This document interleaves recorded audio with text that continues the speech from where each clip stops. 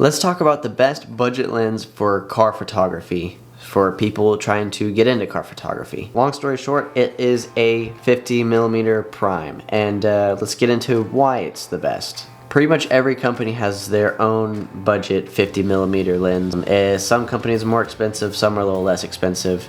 For the most part, it's well under 300 bucks. For Canon, you can get the 50mm f1.8 for around 150. Overall, great lens.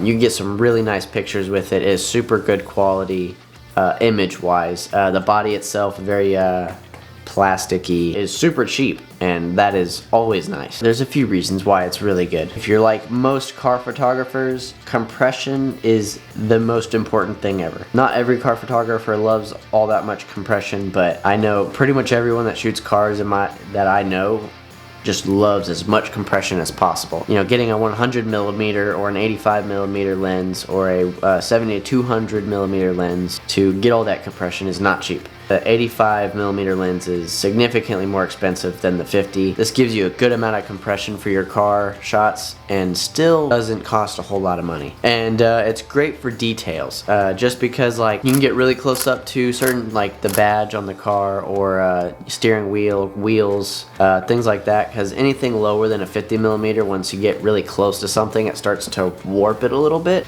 So it's very useful for those kinds of shots. And then also if you have